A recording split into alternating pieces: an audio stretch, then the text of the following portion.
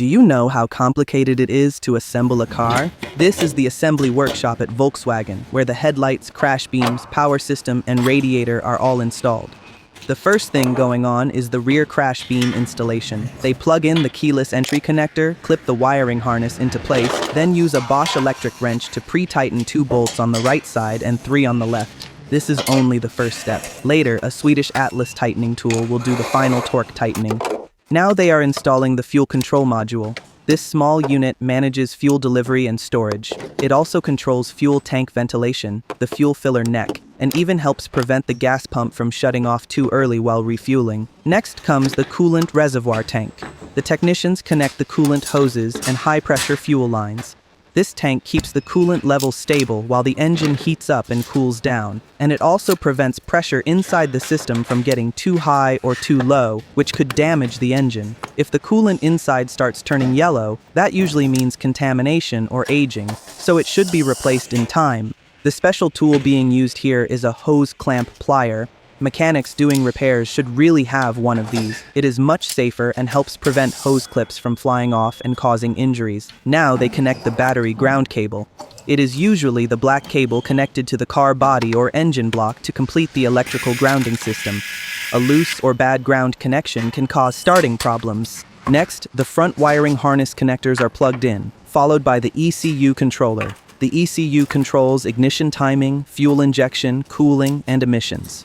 On automatic transmission cars, it also controls shift timing to keep gear changes smooth.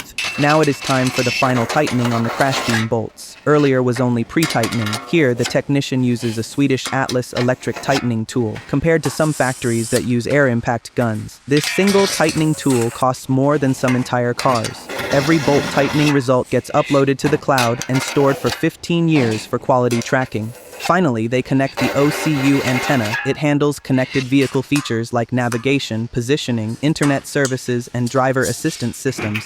Now the battery gets installed. These are original factory batteries, and lasting 7 or 8 years is normal. Replacement batteries often only last 2 or 3 years. If you replace your battery, try to use the same type as the factory one. Cars with automatic start-stop systems need a special start-stop battery, and never choose a battery with lower specifications than the original. Now, they install the purge pump, one of Volkswagen's newest technologies. To reduce pollution, gasoline vapor from the charcoal canister gets routed back into the engine for combustion. At low engine speed, the intake manifold is under vacuum pressure, so the vapor flows directly into the intake manifold through a hose to burn inside the engine. At higher engine speed, when the intake manifold becomes pressurized, this electronic purge pump sends the fuel vapor in front of the turbocharger to be boosted and burned again. This prevents gasoline vapor from escaping into the atmosphere and helps protect the environment. After installing the intake pipes, do you know what those 2 wiring connectors are for? That white tank being installed now is the windshield washer fluid reservoir.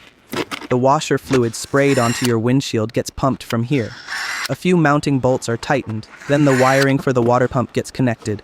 These are the pre-assembled front-end frames, ready to be installed onto the vehicle. 2 technicians use a robotic lifting arm to position the front-end frame onto the car, line it up with the front body, then tighten several mounting bolts. But there are still many wiring harnesses left to connect when the headlights are installed. Now it is time for the headlights. First, a headlight bracket gets installed on each side.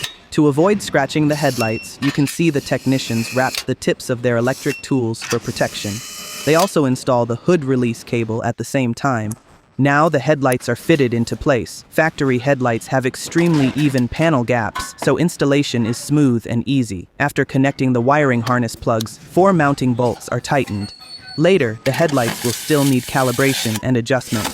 Now they install the rear bumper support bracket. The bumper itself clips directly onto this black bracket. The same type of bracket is also mounted above the crash beam.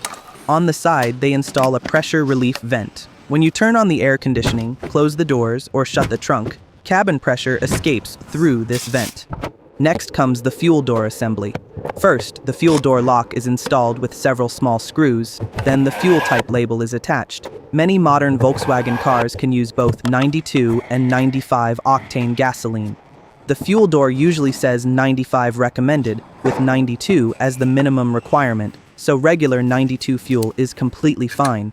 At the same time, they install a pair of vortex horns. Volkswagen horns sound unique because they use a rotating airflow effect inside the horn chamber, improving sound wave transmission through vortex airflow. This foam block helps absorb impact energy during a collision and reduces injury to passengers. Now the technician starts installing the rear bumper.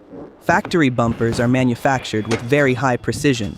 Once the clips are aligned, the bumper snaps right into place, and the gaps stay perfectly even. That comes from accurate body manufacturing and high-precision molds. Many aftermarket parts never fit as well because their molds and materials are lower quality. Now they install the sound insulation padding and the interior carpet, followed by the front bumper. If you want to see how bumpers are manufactured, check the videos on the homepage for the full production process. Finally, the front and rear wheel well liners are installed, followed by a full circle of fastening screws.